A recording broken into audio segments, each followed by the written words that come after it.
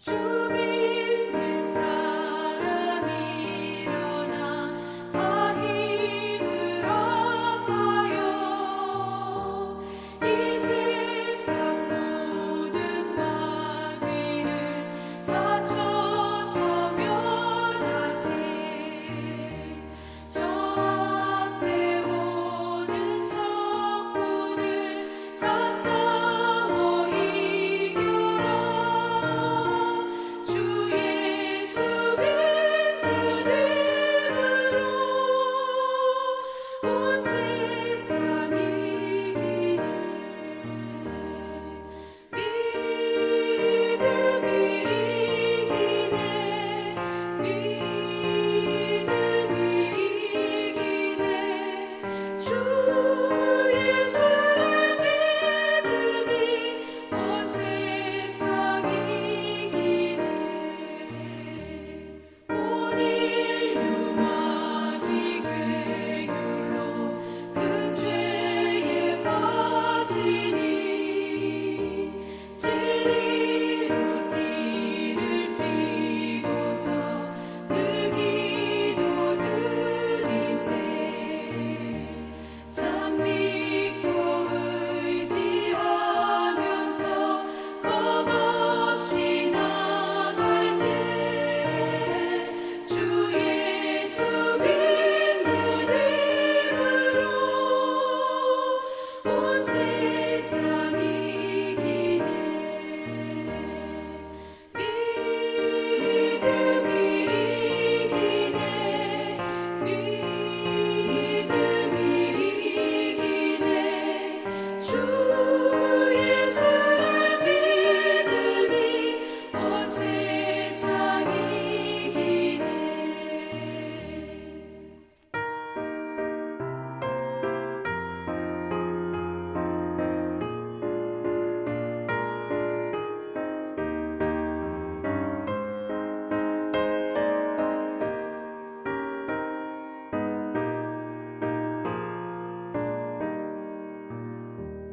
끝까지 이긴 자에게 흰 옷을 입히고 또 영생 복을 주시니 참 기쁜 일일세. 이 어두운 세상 지나서 저 천성과 도로 주 예수 믿는 힘으로 온 세상 이기네. 믿음이 이기네. 믿음이 이기네. 주 예수를 믿음이 온 세상 이기네.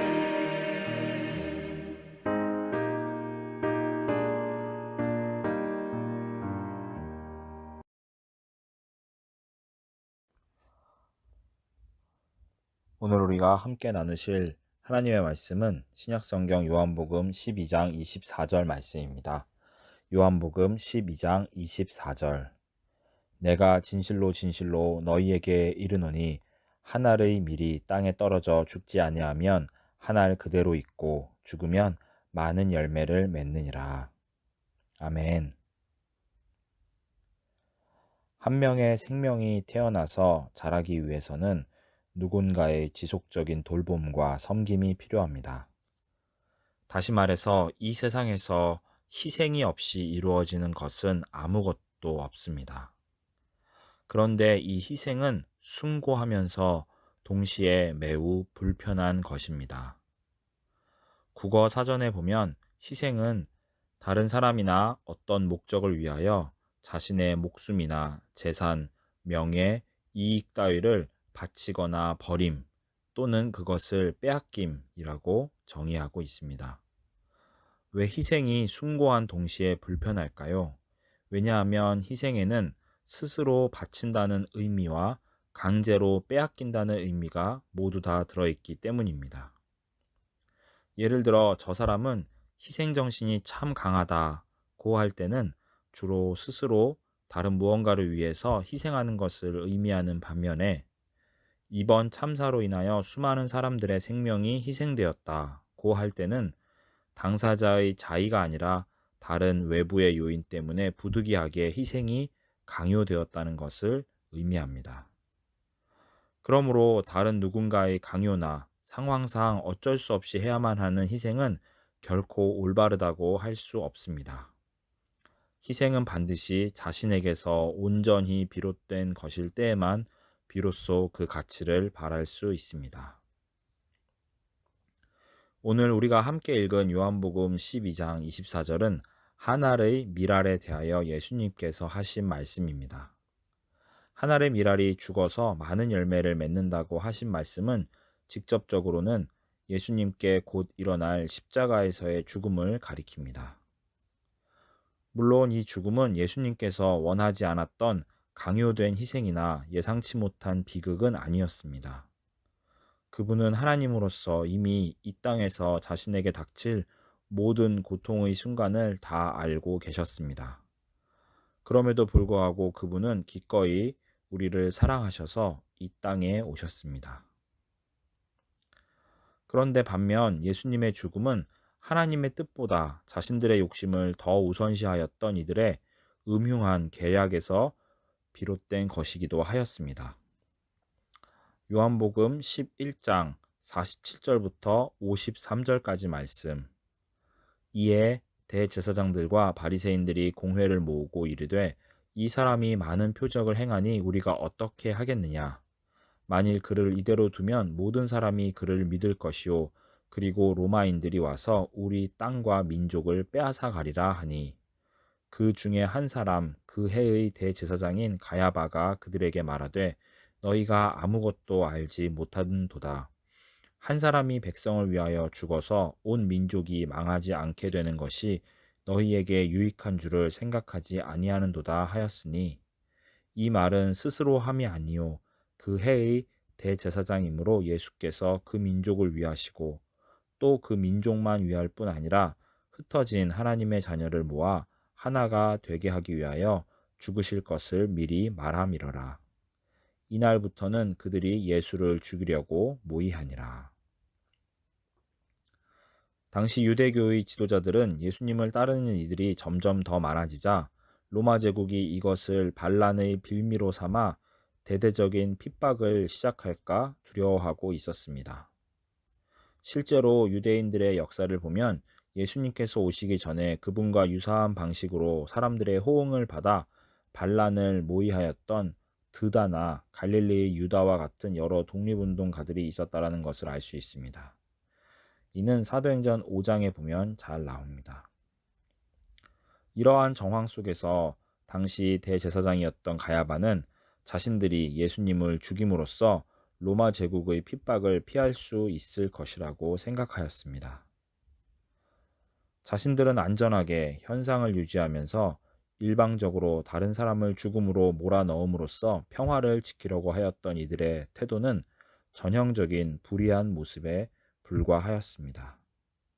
자신의 유익을 위하여 일방적으로 상대방에게 희생을 강요하는 것은 결코 숭고한 희생이 될 수 없습니다.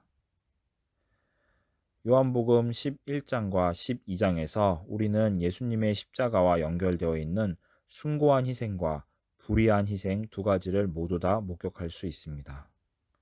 온 세상의 구원이라고 하는 귀한 사명을 위하여 기꺼이 스스로 목숨을 바치고자 하셨던 예수님의 숭고함과 자신들의 안위를 위하여 예수님을 일방적으로 죽이려고 하였던 강제적인 희생. 이렇게 예수님께서 지신 십자가에서 의로움과 불의함이 동시에 교차하는 복잡하고 다층적인 현상을 우리는 살펴볼 수 있습니다. 지금 이 순간도 우리의 삶 도처에서는 수많은 희생들이 존재하고 있습니다. 가까이에서 볼 수 있는 것으로는 자녀들을 위한 부모님의 희생, 복음을 전하기 위한 선교사님들의 희생, 혹은 나라를 지키기 위한 군인들의 희생 등이 있습니다. 이 모든 희생들 중 많은 것들은 아무리 우리가 원치 않는다 하더라도 생명을 유지하고 살아가기 위해서 어쩔 수 없이 필요한 것들이라고 할 수도 있습니다. 어린 아이는 부모님의 희생이 없이는 결코 그 생명을 유지할 수 없는 것이 그 대표적인 예입니다. 그렇지만 이 모든 희생들이 숭고해지기 위해서 반드시 우리가 기억해야 할 것이 있습니다. 그것은 바로 우리가 다른 누군가에게 희생을 강요해서는 결코 안 된다는 사실입니다.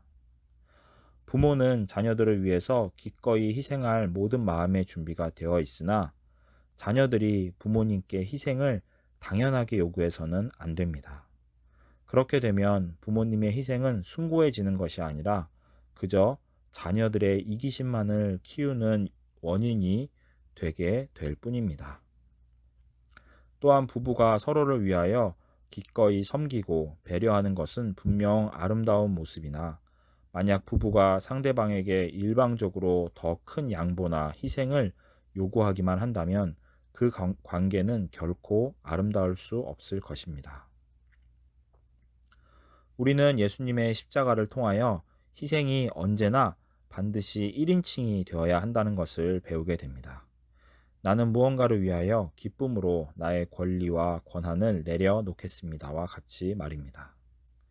만약 희생이 2인칭이나 3인칭이 된다면, 다시 말해서 넌 나를 위해서 희생하여야만 해, 혹은 그들은 우리를 위해서 희생하는 것이 마땅해 라고 하는 것은 숭고한 희생을 고문이나 억압 혹은 착취로 변질되도록 만들 뿐입니다.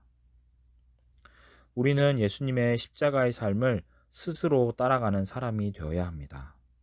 다른 사람들이 그 길을 따르든 안 따르든 상관없이 누군가에게 그 희생을 요구하는 것을 당연시하게 여겨서는 안 됩니다. 오직 우리 자신이 기꺼이 그분께서 걸어가신 길을 기쁨과 감사한 마음으로 따라갈 때 우리의 희생은 또한 그분의 것과 같이 숭고하고 아름다워질 수 있을 것입니다. 또한 예수님께서 그러하셨던 것처럼 우리의 희생을 통하여 하나님께서는 많은 열매를 맺도록 인도해 주실 것입니다. 우리 종암성서 침례교회 모든 성도님들의 삶 가운데 이러한 열매가 풍성하게 맺어지시기를 주님의 이름으로 축복합니다. 기도하겠습니다. 하나님, 우리가 기쁨으로 주님께서 걸어가신 그 길을 따라갈 수 있도록 인도하여 주시옵소서. 다른 누군가가 아니라 우리 자신이 먼저 그 숭고한 희생을 우리의 삶 속에서 조금씩 꽃피어 갈 수 있도록 인도해 주시기를 간절히 구합니다.